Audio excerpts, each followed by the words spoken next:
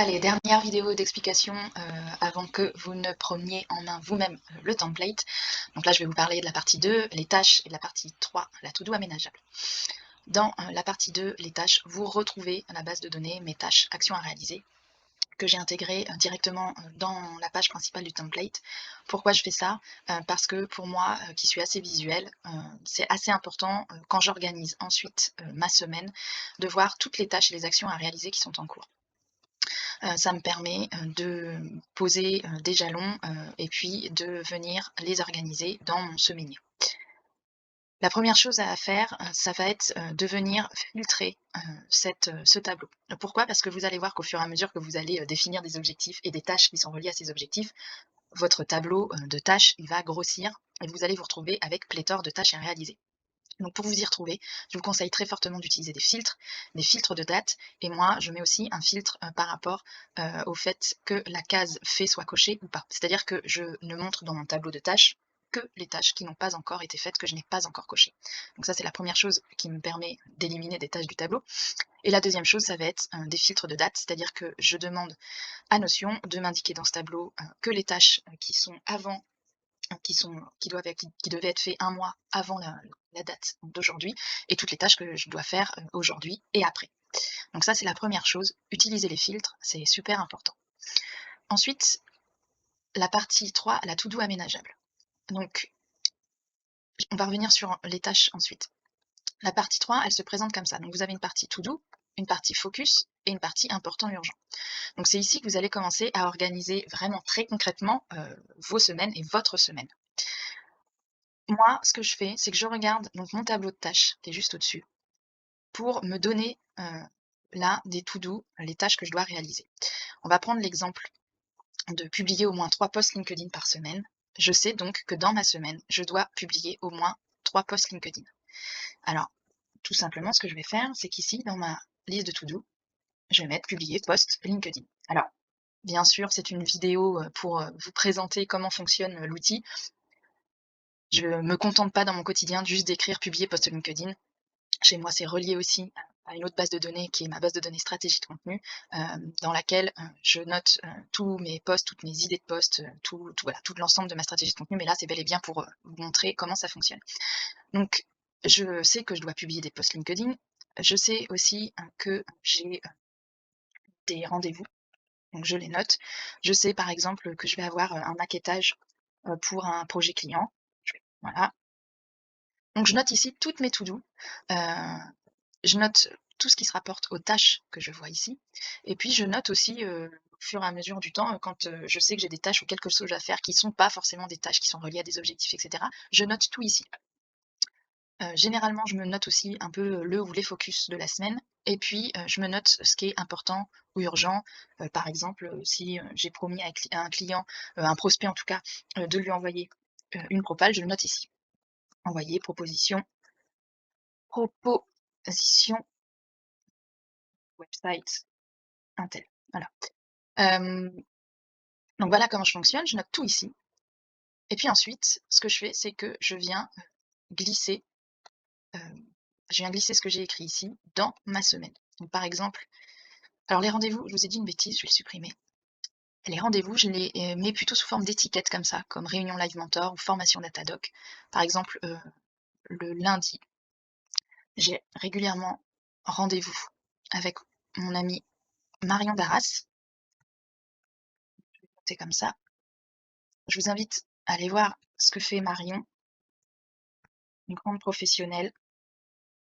Alors, rendez-vous Marion Darras, voilà, et là, je fonctionne souvent par des étiquettes, et mes rendez-vous, généralement, je les mets en orange.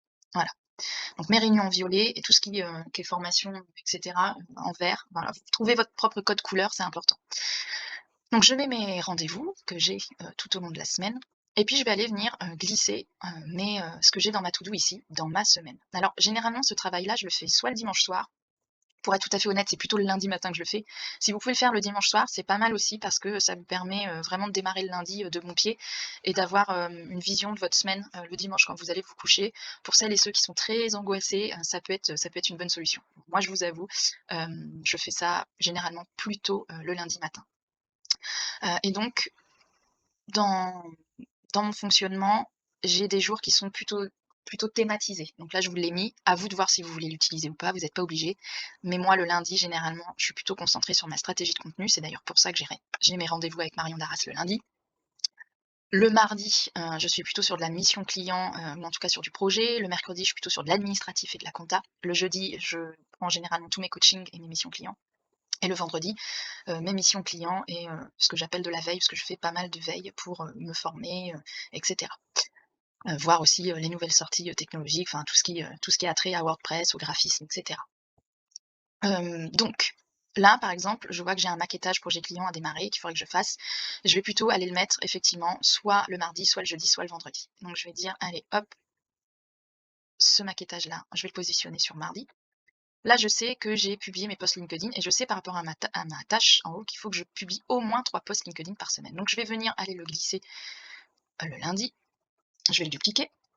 Alors bien sûr, mes posts sont prêts dans ma page, je répète, dans ma page, stratégie de contenu, j'ai plus qu'à choisir les posts que je vais aller, publier. Donc là, je vais dupliquer, je vais aller venir en mettre un le mardi et je vais aller en mettre un pour le jeudi.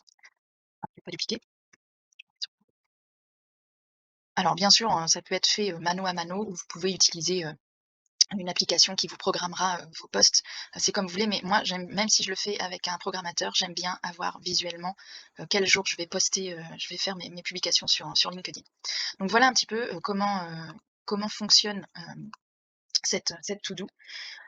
C'est pour moi, qui suis assez visuelle, la meilleure façon que j'ai trouvée, aujourd'hui de m'organiser correctement, en sachant que, une fois que les choses sont faites, donc je les coche. Et quand c'est pas coché, je sais que je dois alors par exemple si le maquettage, j'ai pas eu le temps de le finir et cetera, et bien le lundi matin d'après ou même le mardi, je peux décider, de venir, le déplacer sur le jeudi pour poursuivre, le maquettage.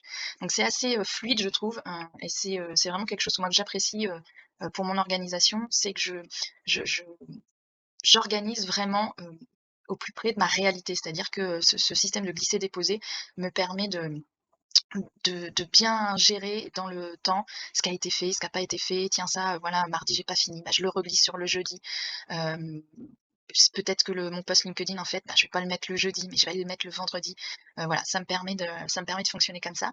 Quand j'ai des grosses choses qui ont pas été faites, ça peut aussi m'arriver pour être sûre de ne pas les oublier, de les reglisser dans ma to do ici pour pouvoir les repositionner la semaine d'après. Enfin voilà.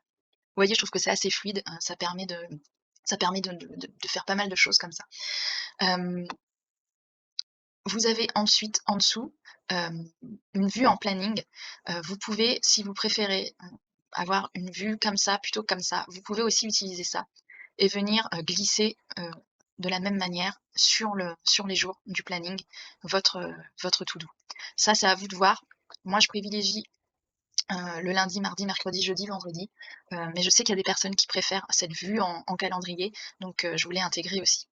Je vais vous faire une petite, une petite aparté, en dessous, sous forme de bulle, je pense. J'ai découvert un outil, entre-temps, qui permet de lier, vraiment véritablement, de vraiment synchroniser votre Google Agenda avec, un calendrier, Notion.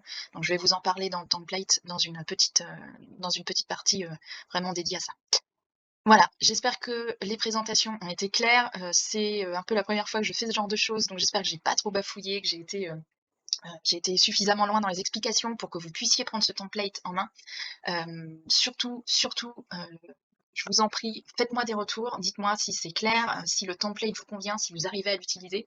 Hem, envoyez-moi un message, pour me dire tout ça, ce serait vraiment super sympa et puis si vous êtes satisfait, de l'outil, n'hésitez pas à le partager en me taguant, c'est toujours plus sympa. À très vite et bonne fin de journée.